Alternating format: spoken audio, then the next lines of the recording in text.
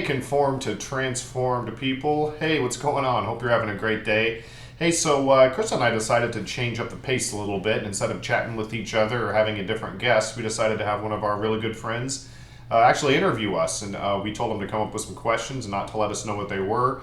I doubt he's going to come up with anything too crazy or scandalous here, but this has been broken down into two parts just simply because we were having fun and lost track of time and we recorded a lot of material. So we're going to split this up into two parts, and right now is part one. Hope you all enjoy. Hey, so good afternoon, everybody. As you can see, we have definitely a different kind of a backdrop here. And we have one of our good buddies here. Some of you may know him, my friend Chris. Say hello, Chris. How's everybody doing? And the lovely Krista with us. Say hello, Krista. Hello. Hello, hello. So, hey, we've had this format of Krista and I talking. I've done some on my own. We've done some together. And thought it would be a lot of fun if we had somebody that's not us kind of interview us a little bit. We did a video 3-4 weeks ago. It was one of our first ones, and we called it Our Roots, Our Vision. And we didn't really get super duper deep into it. We kind of scratched the surface of like our story and where we came from and all of that. And so we tasked Chris about a week ago to come up with some questions that he did not prompt us with in advance. We have no idea what he's going to ask us. We don't know what's going to make the final cut. We don't know what this is going to be rated. I'm just kidding. We know it's going to be rated. There's nothing like that in here. But yeah, we're talking about real life, and we're talking about conformed to transformed here. And just like I say in all the other videos, check all the links in the description that you're going to see below this video. Some people have had a hard time finding our podcast and things like that, or even knowing that we had one. But you can go to conformed-to-transform.com. That's conformed-to-transform.com. And up at the top right of your screen, you'll see links to the podcast, the YouTube channel, Instagram, TikTok. We're on just about everything there. And also all the links will be down below. And as far as podcasts, you can find us on Apple, Spotify, iHeartRadio, really any platform that you listen to podcasts on.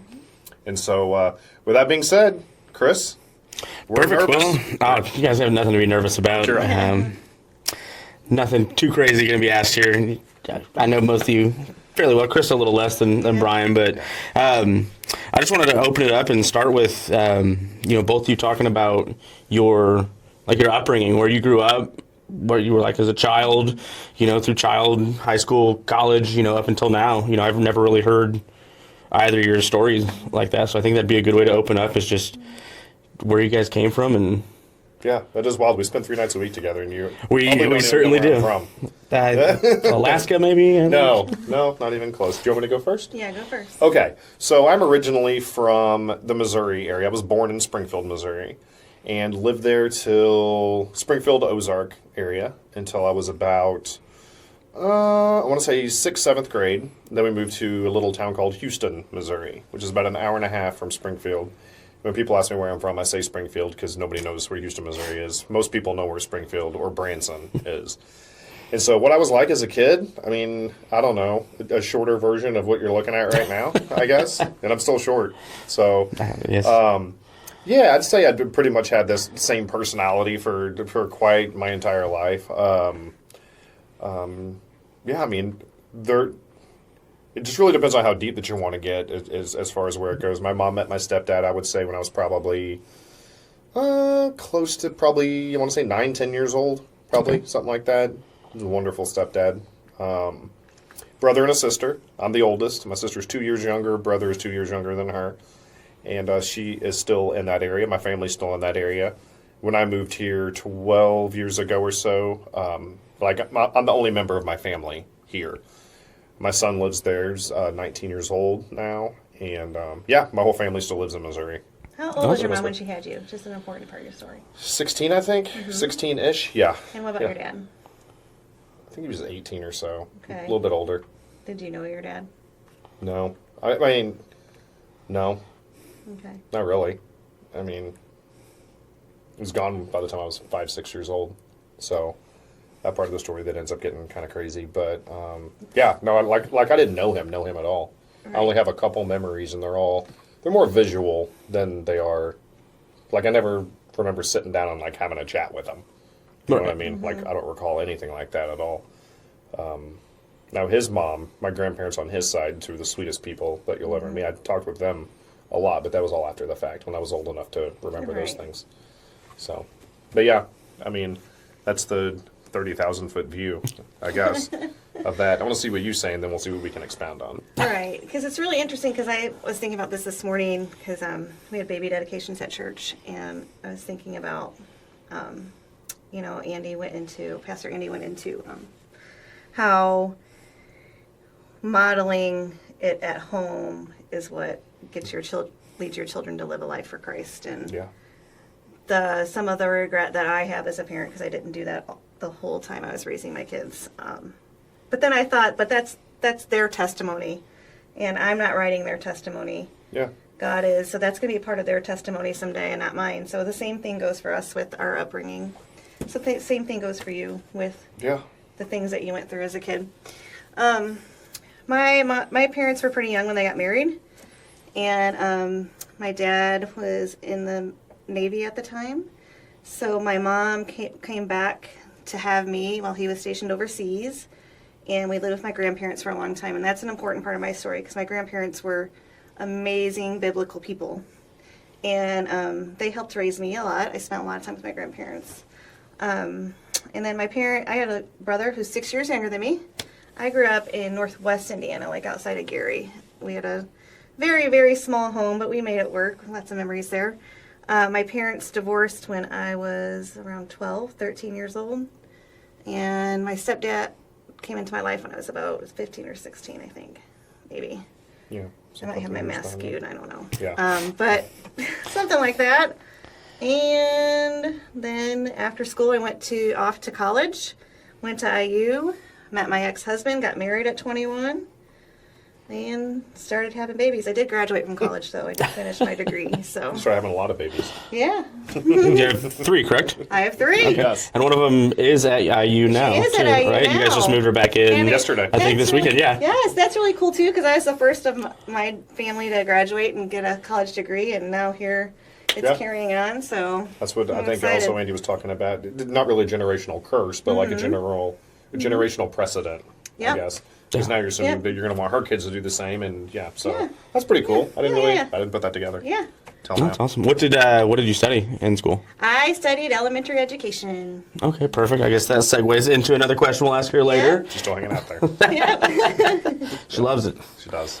Awesome. Was I didn't know anything about you, Krista, so I'm glad to learn that part. And that's awesome. So, kind of talking again about careers, Krista, you tell us what you do and how you got involved in it. I mean, obviously you went to college for education. I did, and I taught for a couple of years before I started having my kids, and then I was a stay-at-home mom for a long time. And I went back into it when I was going through my divorce. I had to make some money on my own. And let's see, I taught for IPS then for a few years. Then I went to Kokomo schools, and then 2.5 years ago, I ended up at Taylor. Now, when I went to Taylor, I was a 5th grade classroom teacher.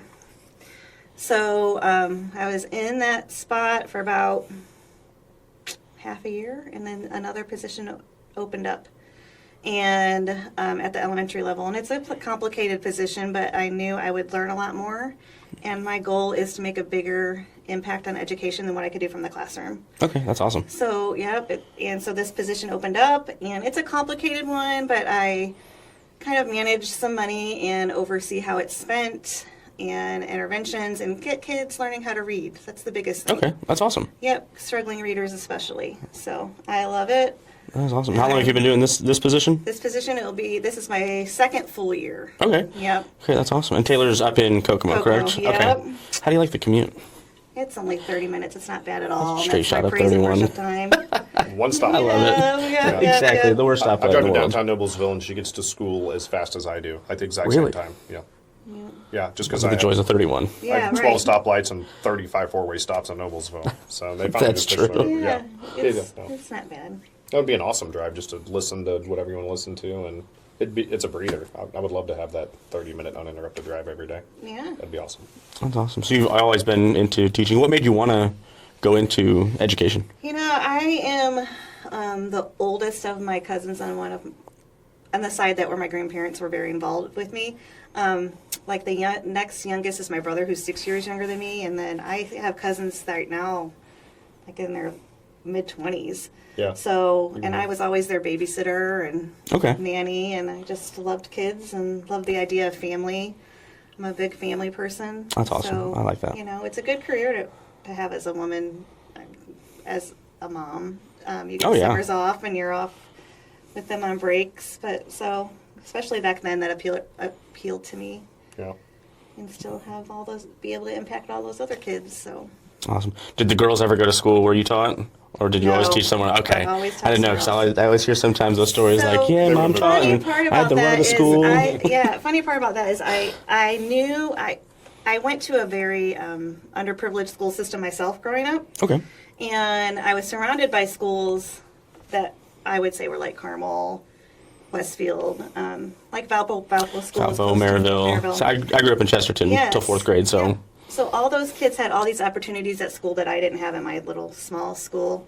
And so even when I graduated from college, one of my papers that was we had a big binder we had to make, was about wanting to teach in underprivileged schools because those kids deserve just as much as kids in I love that. regular schools. And I've stuck That's to amazing. it. I have never wavered from that. I've always taught in schools that had a higher poverty rate than. Right. I mean, you mentioned IPS, Yeah. first off, starting Yeah. off there, so. So that's Nothing against them ironically, at all, That's so. kind of how my new position. That's kind of how they pay me is through the Title I, how they qualify for all that funding. Okay. Yeah. Okay. Yeah, definitely. Yeah. So That's I've awesome. stuck Well, with that. God bless you for being willing to teach the youth. I Yeah. could never be a teacher personally. I know my Takes a school. special person. Yeah. It really does. Yeah. I would last 5 minutes. Yeah, I would.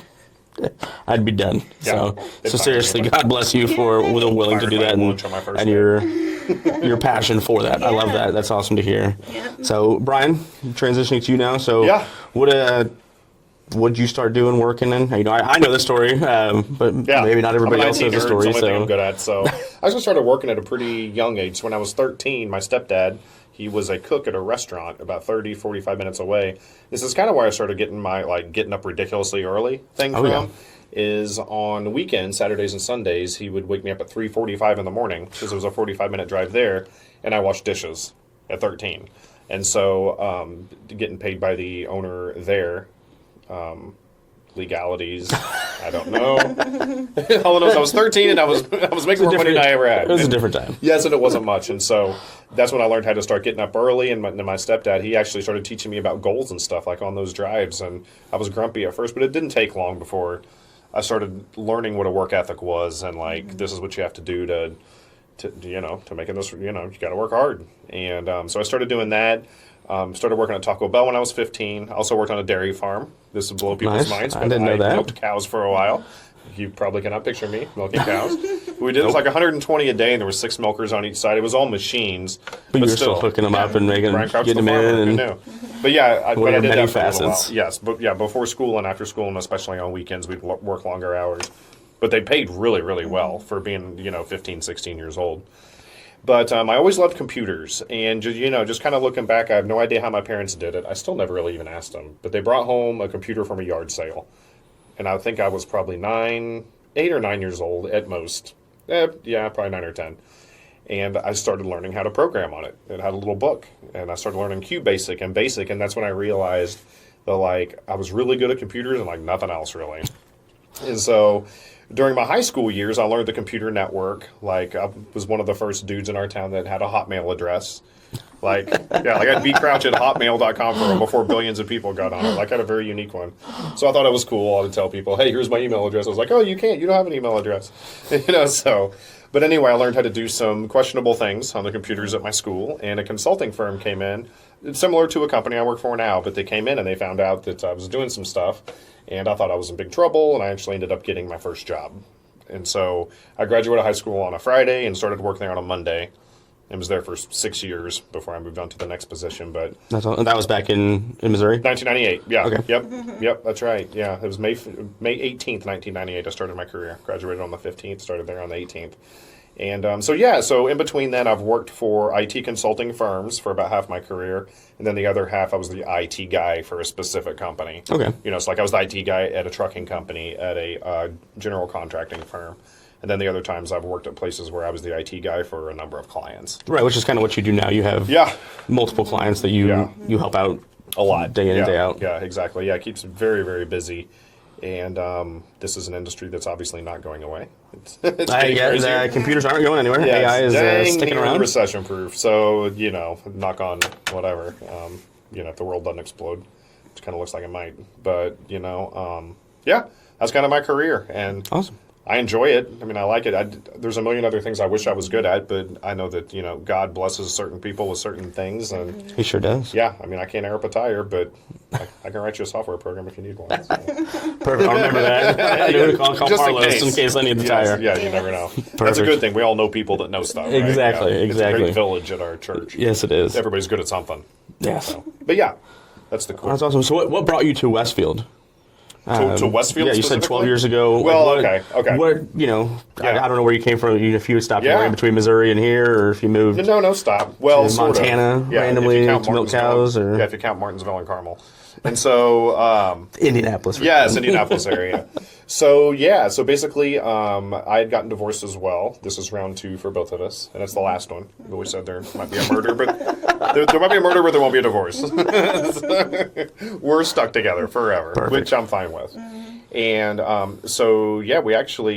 came here, and I was here for about 2 years before I met her. So I've been here 12 and a half, maybe close to 13 years now. Okay. That's got to do the math a little bit. But I came here for a job and for a girl. And the girl didn't work out. Job kind of worked out. I ended up moving on from there as well. But I was running from stuff.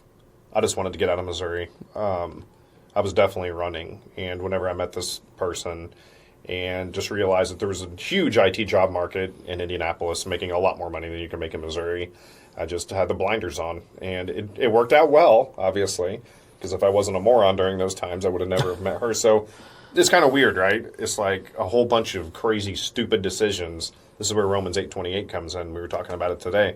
Like, God has a way of working out all things for the good, Yes. even if you're a moron. I guess, to paraphrase it even further. And so, but yeah, I would have never met her. We wouldn't be sitting in this room right now doing this. We wouldn't have the ministry that we launched. Who knows what life would have been like for either one of us. And so, that's what happened. I came here after 2 years, and I don't know if you're going to ask this in a little bit, but we actually met on Tinder. That was actually the next question on my list here was, Yeah. how did the Brian and Krista show come together? Come Tinder. to pass? Yeah. Yes. So we met on Tinder. And What day?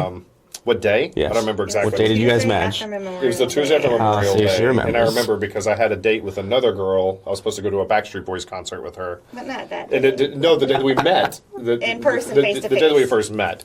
Yes, I remember. So we talked for a month and a half or so, because we got kids involved. Like, we don't want revolving door of people. Right, in right. the job, Understandable. especially when they're That's that awesome. young. And they were still hurt. Your divorce wasn't finalized by when we met. Yeah. It was close. We were separated for a while. It wasn't like Right. We might as well. But the It girls was were just still in the middle of legalities. it. And Right. But Right, I you still get just you. don't bring another dude in. You're like, hey, this is Brian. He's gone next week, right? Or Right, something. right. And I respect that. That's awesome that you guys Yeah. kept that in mind. Yeah, and so the day that we did meet officially for the first time, it was super funny because we had something set up, and then also had another. Yeah, the Backstreet Boys lined up. Yeah, yeah. Let's just say I'm glad it worked out the way that it did. Well, the funny part was the whole time my brother and sister-in-law live right next to Clips, right? Yeah. And so the whole Well, time, and Rue I'm off or sitting, whatever. Ruoff, whatever it is. Deer Creek. So I'm sitting in that Yes. traffic on the way to where I was going before I was going to meet him in person. And we were on the phone, I think, and I'm just making fun of all these girls going to this Backstreet concert. I'm like, these. He's got tickets and supposed to These be there. grown Tickets, bro. women going to these Backstreet Boys. I was just irritated. I was in traffic, I think. But I chose to not bring it up at that moment in time. Probably a good call. Yeah.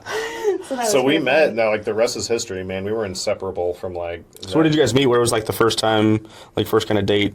Bella Vita meeting? and Geist. It wasn't an official date because No. we were.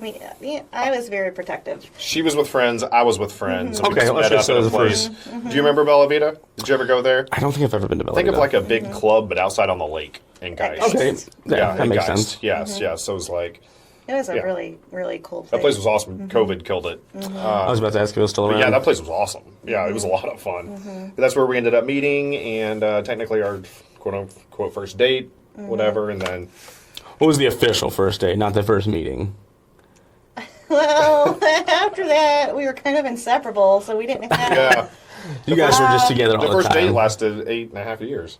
No, still going on. First, like, I don't date, want to make it sound like date. that. I think the It was next Applebee's, time. wasn't it?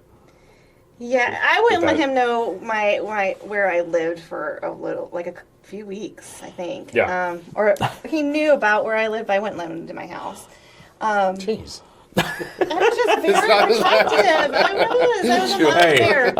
I commend you for that. Yeah. That is awesome. It was a smart thing. That is awesome. Yeah. So I did end up coming to his place, though. I think we went like Applebee's. It was Applebee's. Applebee's. It was Applebee's, yes.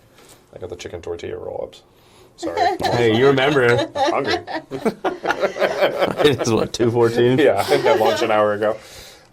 Yeah, but anyway. What was that town you were living in? Canby. Canby, yeah. Yeah, I had a roommate in Canby. Yeah, so it was That's where I Applebee's was in living at the Canby. time. Yeah. Yeah, it was. So if you've never been to Canby, it's like middle of nowhere, middle of nowhere, middle of nowhere. Huge subdivision that had Walmart, Meijer, like just bubble of everything. And Applebee's happened to be in that bubble. Staying close to home. And I remember on our second date, the next day after Applebee's, we were at Taco Bell and I had a flat tire.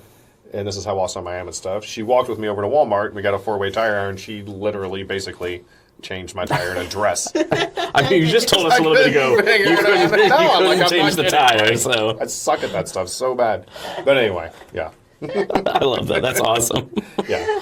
She was in a dress. We had to go by. He didn't even have the tools I to had change the nothing. tire. And Luckily, Walmart was like a quarter of a mile away. Same parking lot, right? Like, you know it's far away, you can see it. Yeah. But you just got to go over there. He's trying to play it so cool. Like, where is the?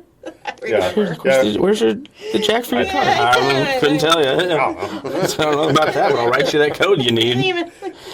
He didn't. Now looking back, I know that he probably didn't even know what those things were, even when I asked him. I love that. I halfway faked, yeah. I felt like I faked my way through that pretty well. That's too good. Stupid's what it is. Awesome. But, So now, how long has it been? How long have you guys been together? we just had our Dating and also married. We just had our married. 8-year wedding anniversary in July, and we were together for a year and a half, close to 2 years. So we had like our 10-year anniversary of meeting not long ago. Yeah. It was a month or two ago. Congratulations, guys. So, yeah. Seriously. So a decade. Thank you. I love that. It accelerated in the beginning. It accelerated quicker than what we anticipated because his son was coming for the summer, and he was sticking his son in Boys and Girls Club, and his son absolutely Kid was hated, traumatized. by Boys and Girls Club. First of all, let me back up a little bit. Yeah. Because he was like 8 or 9 years old whenever I left. Okay. So he was already screwed up that I left. Understandably so. It's part of my stupid mistake, right? I mean, it's like, Right. I knew that he wanted me to stay. I put myself in front of that. Just thinking, and I was driving back and forth every other weekend, 8 hours each way to go spend the weekend with him. And it was crazy, but that's not sustainable for forever. Right. So not only did I bring him to this new town, to a new mom, even though that's not what I classified her as or whatever, saw another woman in my life. And then when I had to go to work during the day because I had to make money, I'd stuck him in a Boys and Girls Club in Indianapolis. Oh. And so I remember the first day that I came back to get him, I could just tell, man, he was freaked out. Like, badly. Right. I was like, what do I do? And so... And he was still living in Canby at the time. Right, which is a long drive, man. And so, Right. like, it was a crazy situation. So I didn't know what to do. being a stay-at-home, I mean, I wasn't stay-at-home mom. I was a teacher, so I was off in the summer. Summertime. Yeah, it was summertime. And so I was like, okay, just come stay here during the week. He'll just stay here with me during the day.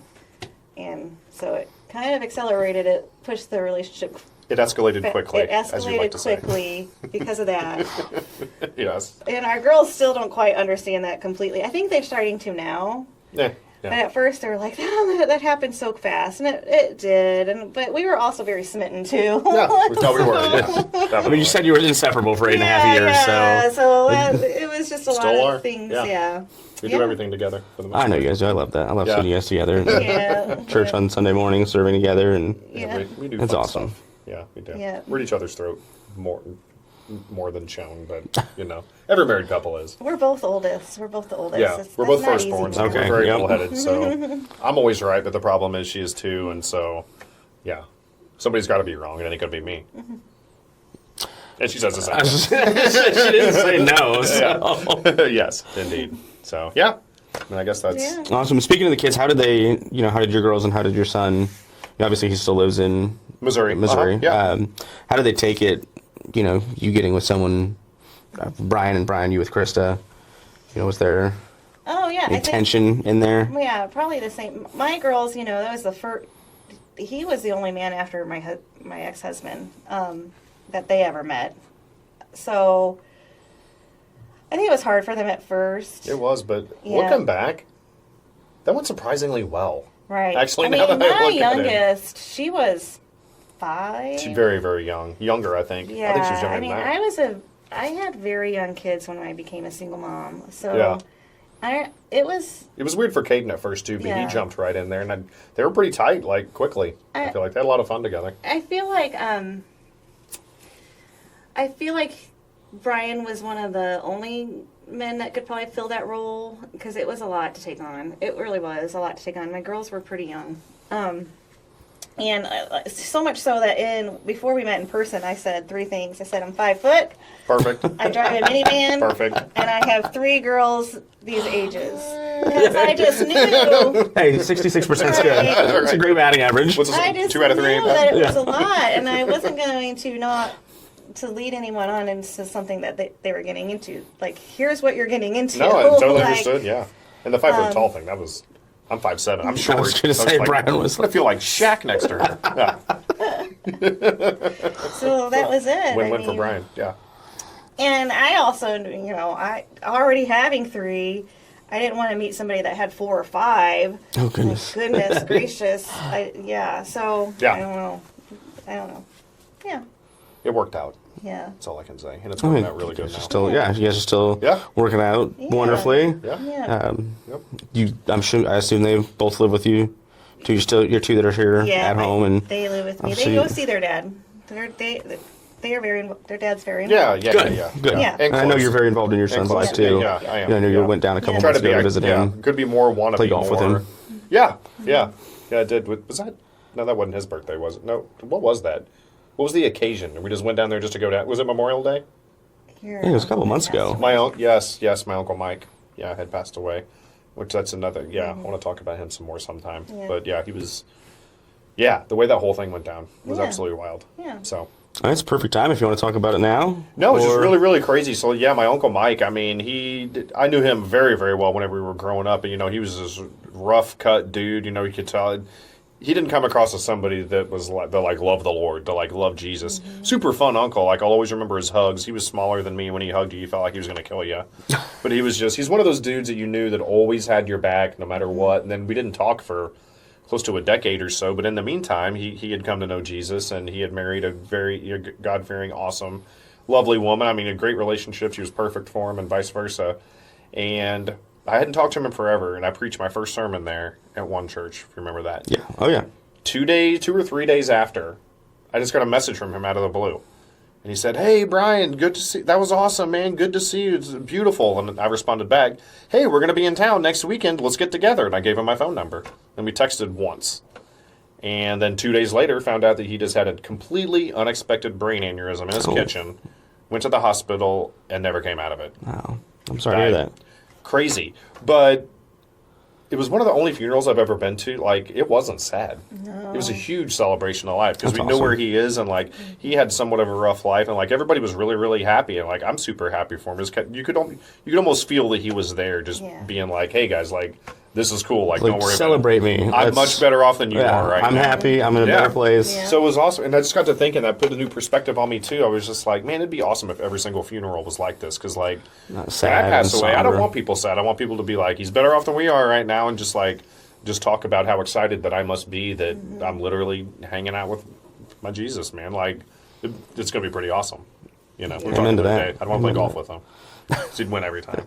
Birdie every hole. I was gonna say, Albatross hole in one every time. Yeah, you don't want to play with that guy. Yeah. It's like those bounces I had on Friday. He He had was some Jesus definitely bounces. We call them Jesus he bounces. was definitely out He had there some shots bouncing that where he ball hit one around. spot and then bounced 80 yards the right way. It should have been in the woods. Anyway, he of got the them. nickname Jesus Bounce. I love it. Yes. Yeah. I thought I made that clear. Anyway.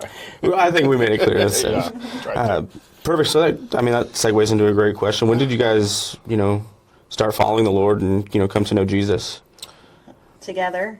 Well, yeah, because I can speak for that for myself, and then I'll let you do it. Okay. So growing up, I mean, I didn't really go to church at all till I was 9 or 10 years old. But you know the church van story. I've told the church where like a church van came by, and I didn't really realize what it was. All I knew is that they had tacos at church on Wednesdays, so I was in. And then I could make all these friends. I could talk. People would listen. So I just go on and on and on. My mom loved it because it was a good way for me to be involved in something and get out of the house. To go do stuff.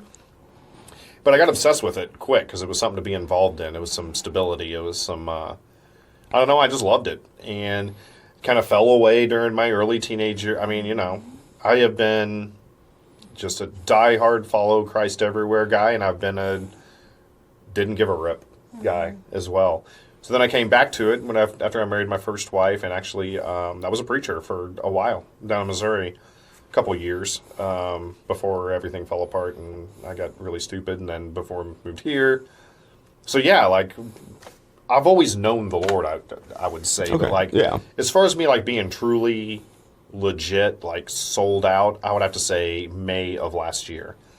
Because, and I'll let her speak for herself, but she was in and out of church as well, but like we never took, I don't think we ever went to church together, period. Until like earlier that year. Mom, maybe. Well, you're up north. No. Never went? No. Nope. And so we started going to I-Town a little bit because of Josh and Michelle Parlos, who we talked about in this. But we weren't even really good friends with them yet. They're just, I can't say enough about those guys. They were doing their job with the calling from God to be like, hey, maybe these people need some help. And we did. And, but yeah, so we started going there for a little while. They were actually with me the day before I went to urgent care and got diagnosed with this stuff, where I was so shaky, I'd like almost throwing up, like bawling. I was a mess, and we were at church together that day at I-Town. And but yeah, I started going to one in June, a month after my sobriety, and we've obviously been stupid involved ever since there, right? Like just crazy involved. See you just as much as almost you. every Sunday. Yeah. I see you 3 times a week, Yeah. for the most part. So. But yeah, I mean, so we started doing this like together, like getting very, very serious about it together last May. And she was probably skeptical at first because she's like, Brian's told me he's going to quit this a million times. But as the months started going by, and I'll tell you, even over the last couple of months, I feel like that you've stepped it up a few levels in your walk with God. Just these last couple of months. I mean, you were super serious about it before, but I don't know. I feel like it's your life now. It is. Yeah, I mean, I can see that. And so, I don't know. It's been less than 2 years that we've actually been following the Lord together. And it makes me mad because I look back and like, what could we have done? Again, you don't write your testimony, God does. I know. Yeah. That's very true. What could we have done over this last 10 years? But there's a reason that we didn't as Right. well. And I think it makes the story powerful. It does. Yeah. I'm going to say I've gone to church off and on my whole life. The first time I've had a relationship with God has been since May the same time. Did I ask God into my heart before that? Of course I did. I went to church. We went Sunday morning, Sunday night, and Wednesday nights. Me too. Most of my life until I got old enough to where my mom got tired of fighting me on it. When my parents got through my parents were both very involved in church too. I have a generation after generation before me on my mom's side that has been involved in church. Okay. So we all went to the same church. My grandparents, my great-grandparents when they were alive. My dad and mom met there at that church. And my dad was a member of the board. My mom was always very active in choir and music, very gifted in her vocal abilities. And when my parents did go through their divorce, an elder at the church made it a point to tell me that my parents were going to hell.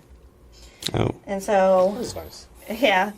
And so I think that was the start of my turning point of just being turned off by the rules in religion and not understanding the relationship. I just didn't understand it. Right.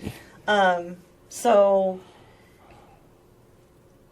I knew that my mom always prayed for me, and of course, with a mother's heart, always wanted me to come back to God, and my brother as well, because we both turned on him.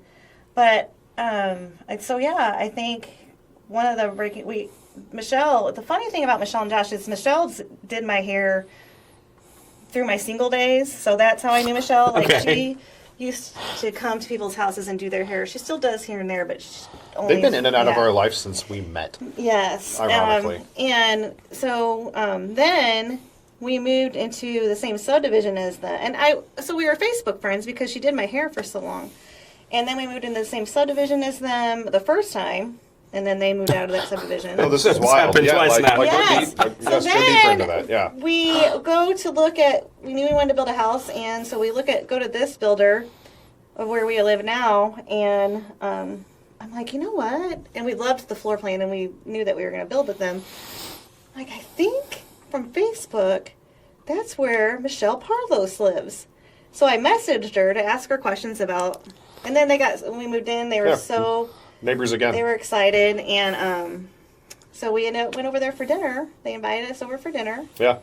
And then they invited us to church. Yep. And you have to understand at that time,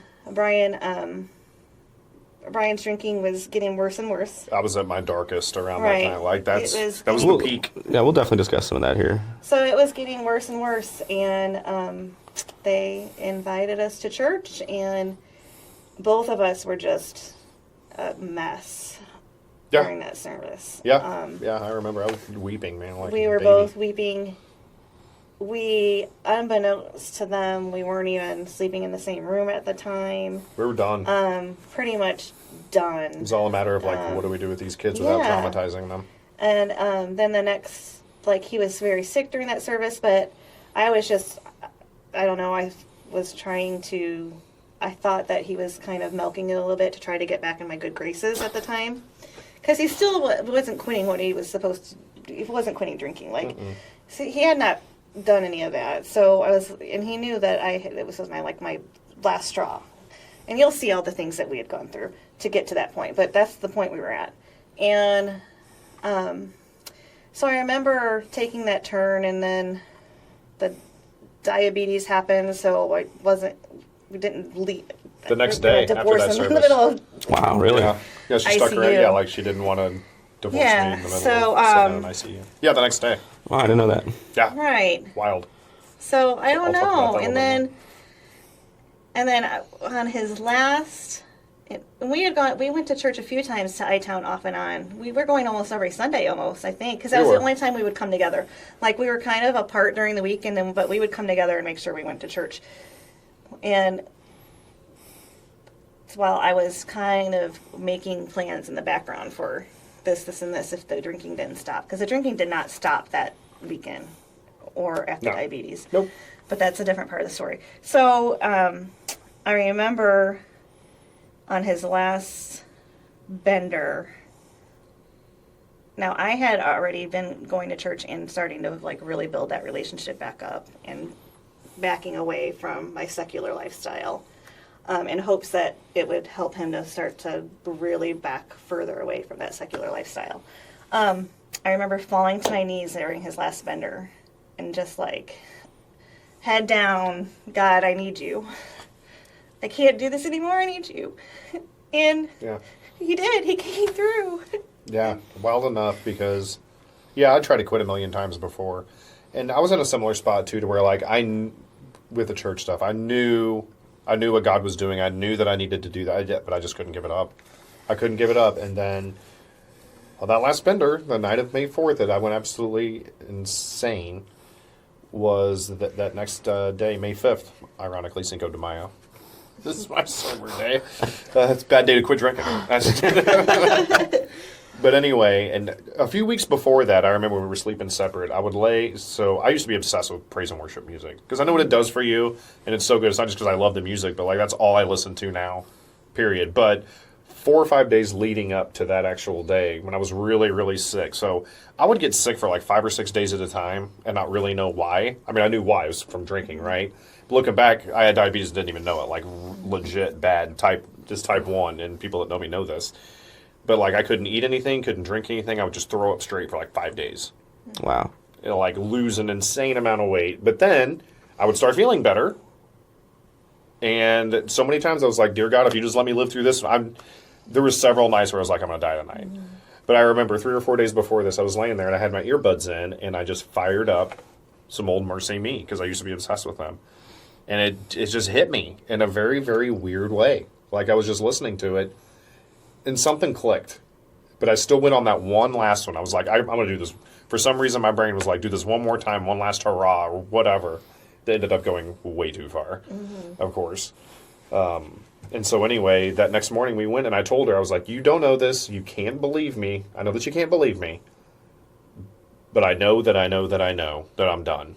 And I haven't craved it for a single second since. You'd have to put a gun to my head to make me take a drink of absolutely anything. And like, I knew, but nobody around me knew because they'd heard it a million times. But it was just that I knew that God was chasing me down, and I finally was smart enough. And it's God's timing, too. I think he just spoke that truth into my heart, where finally I was just like, everything that I've been trying to live and everything I've been trying to do has just been an absolute complete freaking lie. Like, this is not who I am. And now I'm on a lifelong mission, and you know this, to be who I am. And to help other people realize that Jesus wants to meet them where they're at. Right. Not once they get their act together, not once they get this done, not once they move out of their parent, whatever. Like, you're ready now. Like, right. If it's God's timing, you're ready right now. And that's the whole point of the ministry, is to help people that feel beat up and feel like they can't be used for God, and that feel like absolute losers. And in God's eyes, none of us are losers. We're all winners. And so I finally realized that, and it finally clicked. And I have been gung-ho, psycho crazy about this ever since, because, and I've told her, like, I'll always be an addict. You can't change that DNA. Now I'm just addicted to some stuff that's really, really good for me. Right. Yeah, like I'm addicted to the right things. So. And I would say, like, I had a turning point as well, because I've had many heartaches over my life that were out of my control. With my ex-husband, with Brian at that point. And the difference this time, one of the reasons that God came through is I remember I was, through my tears, singing at the top of my lungs, "Our God is an awesome God." And didn't know that. Just knowing he was going to come through for me somehow, some way, because I was scared financially. I had already called my girl's dad and said I might have to move into a one-bedroom apartment. You may have to take the girls for a little while. I mean, and that was one of the hardest phone calls I had to make. But, so through all that, singing, "Our God is an awesome God," and meaning it, because I knew God was going to take care of me, no matter what, no matter how it ended. And I never dreamed in a million years that this is how he was going to take care of me. But he's an awesome God. Yeah. Yes, he is. It's wild. Yeah. And then, well, that was after the diabetes. But yeah, we went and checked myself into outpatient. I never had inpatient rehab. Went to outpatient. And I just knew. I was sitting there in the waiting room, and they're like, "You ready to do this?" And I was like, I am so, like, I was actually excited about it. Because you have to, too, in the back of my mind, I'm fearing that if I did leave him, that his death was going to be in my hands, because I really did think that he would drink himself to death. I would have. Probably within a couple weeks. Right. Yeah. And so it was just so much. And yeah. Because at this point, I still hadn't quit, even after I got type 1 diabetes. So I was trying to... alcohol's a huge no-no. Yeah. That woke me up for about 3 weeks. Then after that, I was like, let's take a couple sips to see what happens. It was okay. A couple more, see what happens. The next thing you know, psycho mode, right. Man. So I knew I had to at least... I knew for me to be at peace, I at least had to have him consistently in a rehab program. Yeah, and I was only in there for like a month, because like I just knew, like I wasn't in there for very long. Finally, I just stopped. Like I didn't need to go anymore. We were just wasting money, honestly. Right. Like I would go there and they're like, "How you doing?" I was like, "Doing great, doing great." Like there's no temptations, no nothing. Like I just knew that I knew, man, and like that's awesome. I was as sure about that as I was sure the sun was going to rise the next day. Yeah, and I'm very thankful for that, because I used to go to AA meetings all the time, and I would sit next to guys who are like, "I've been sober for 30 years, and all I can think about is pounding a 12-pack." I'm just like, that's miserable. Like, he still struggles with it, right? Right. And, it's only been, it'll be 500 days soon. I'm not going to say that's never going to happen to me. There may be one day I wake up and I'll be like, oh, man, like, for some reason, Grey Goose sounds really awesome right now. But that hasn't happened to me. And I'm pretty confident that it's not. I'm pretty confident it's not going to. But I also know that I've built up enough of a relationship with God, and just with the friends that I have around me, that this, even if I did want it, the thought of disappointing this massive amount of people and what we're doing now, excuse me, that'd be unbelievably humiliating, right? And so I'm on a track like I've never been happier in my life. Like, I've never been so laser focused and knowing that I'm doing exactly what I'm supposed to be doing, that God's going to take care of every single one of my steps today. He's going to do it again tomorrow, and he's going to do it again the next day, because he's just stupid faithful, man, and where I don't deserve it. I mean, I know, I've seen the difference in you from the first time I met you. Yeah. At poker night, that's a different story. Thought I was a butthead, but Didn't know we'd be doing I really this. wasn't. But, Yeah. but just from like that night to like now, and seeing you go through this, the Yeah. 2 years I've known you, I've seen a huge transition in you, and I mean, I think it's awesome. absolutely amazing. Like, Yeah. Well, you were with me every single Tuesday night when we were going through Authentic Manhood. Now, Walk Yeah. with the Heart, like, you've watched me pour my soul out, like, a Oh, yeah. million times. And I've watched you do the same. Like, we're really, really close, Chris. I feel like that we are. And, yeah, I think we've watched each other grow, and that's what's so exciting about these groups that I'm in is we're watching these people, like, these dudes are becoming better men, and, like, we're all a part of it I mean, together. especially our group on Tuesday nights, all of them I've seen It's amazing. massive transformations out of. It's crazy. Like, there's so many transformation stories, and it's all God. Like, nothing else makes sense whatsoever. No, It just I doesn't. think it's us together does And that. That's the point we're trying to get across with our ministry is it's all about God is not the God that's this is the good you did. He doesn't have a good and bad list doesn't like have a Santa scoreboard. Claus. Right. Right? If you got a scoreboard, we're all losing, right? I mean- He is literally he is a loving father and wants a relationship with you more than anything, and he loves you no matter where you are. You can come to him no matter where you're at, no matter what you've done, because that's how a parent is. Right? Exactly. So They'll always welcome Same thing. Your son or your Right. girls could come up to you and tell you Yes. something. Hey, Like, that who sucks, knows but I what? But you're gonna be like, Right. I'm gonna Still love you. sit there and fight for you and love you Right. regardless. Like it's an unconditional love. Of course, Right. and that's what I It's- think people like. I didn't understand that for the longest time. I thought that he was this God of fear, Judgment. fearing man. Exactly. Oh, like he's Yeah. not all this stuff that I've done. Right. Why would he like? Right. Yes. Why would he like me still? Right. And you think about that So- love you have for your girls, and that is a drop in the bucket. Exactly. compared- That's the difference. Our brains can't grasp it. No, there's no comprehension to No. it. Not at all. Not in you. Once you start in that relationship, you start to kind of understand it more because you see what he does. That's the for beauty you. of the Christian walk, is just like you're so full and it's so awesome. Mm-hmm. And there's always more. Right. There's It always never more. ends, man. Like, And I'm not saying keeps that we don't pouring have and our pouring. lows. Of course, we still Yeah, have, we but have our it's lows. how I respond to them and how I feel Yeah. when I'm in those moments is totally different. I know I'm not alone. Yeah. I know that there's going to be a reason for it. I know that he's going to fix it for me eventually, however Yeah. that may look. May not be the way that I would have wanted it to look, but I know that it will, and it will make sense to me eventually. That's the difference. Yeah. And that's Yeah. what it's about. Circumstances are going to happen. It's how you react to them. Right. And that's part of just the like hundreds upon probably thousands of hours of stuff I've just been pumping into my ears all day, every day since my recovery started. Because I have every reason in the world to be very, very bitter. I do. I'm not trying, but I'm genuinely have been a good person all my life, and things have just happened to me that are out of my control. Bad things happen to good people. Yeah, Yep. but Unfortunately. that's part of my testimony, and it's Yeah. God has a reason for all of that, and I know it already. This ministry's part of it. There's reasons for all of it.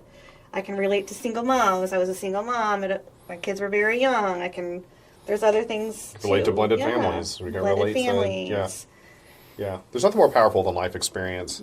It's one thing I remember my grandma telling me. She's like, the most valuable thing that in life that you can get is advice from somebody who's done it. Yep. And that's so true. I don't know why that sticks with me so hard, but I just remember her saying that plain as day like it was yesterday. Yeah, it's so true as well. I It's mean, 100% true.